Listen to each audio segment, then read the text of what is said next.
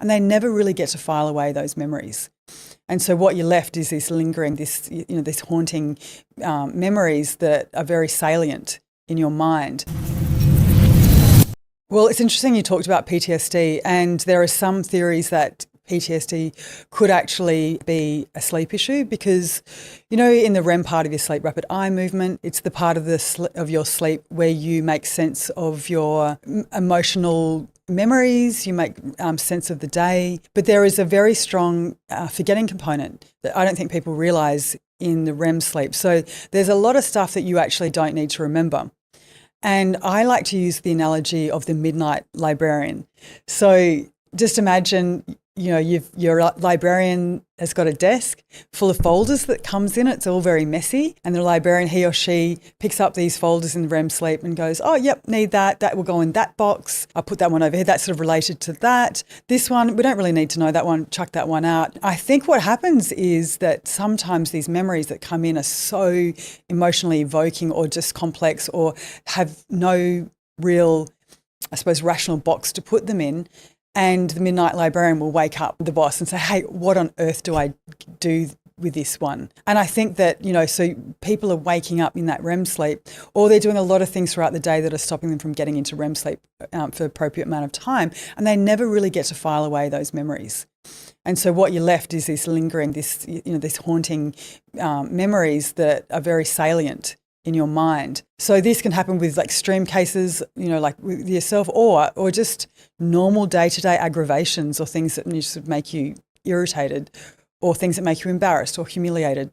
You just never get to really file those away, and you just have this lingering anxiety for the rest of the day. That's one thing. I mean, the correlation between mental health and sleep, there's multifactorial. It's like this constellation of things that all coming together will make you feel like you're crazy.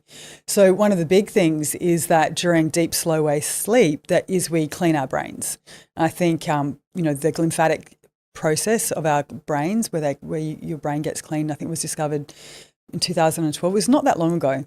And basically what happens primarily in the first 2 sleep cycles of our sleep, when you get into deep, slow wave sleep, your brain engages in maintenance, cleaning. And so we know that your cells in your brain will actually reduce in size to 60% of their original size, sort of squidge back, and we'll have these micro pulsatile squirts of adrenaline, which is basically your body is pushing the cerebral spinal fluid through the interstitial fluid between the cells, just cleaning out all of the gunk that builds up throughout the day. So it's kind of like a gurney, sort of power washing the streets. And the things that build up through the day, one of the things is called adenosine, which is the cellular exhaust from thinking.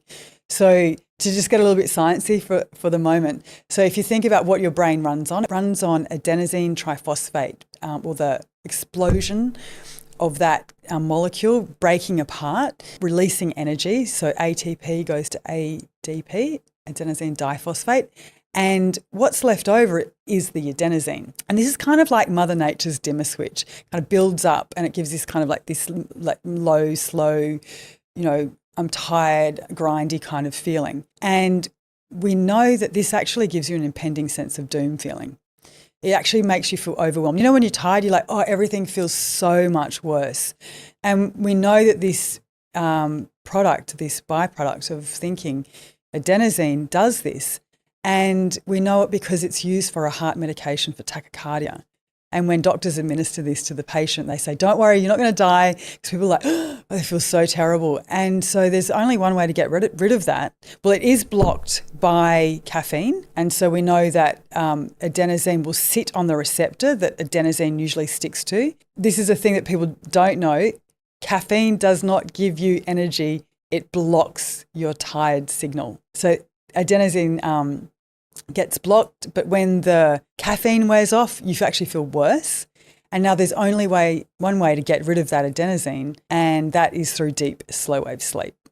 And so a lot of people are missing that deep, slow wave sleep for a multitude of reasons, and they don't even know. And they go, well, I had a sleep, I think it was good. But unless you're measuring it, you don't really know how much deep, slow wave sleep you get. And so if you're not getting that, you're not cleaning your brain, you're not cleaning away the beta amyloids, tau's, all those sticky plaques that build up over time that we know is, implicated in dementia, Alzheimer's. So that's, on a biochemical level why sleep makes you feel, or sleep deprivation makes you feel unhinged. Do you think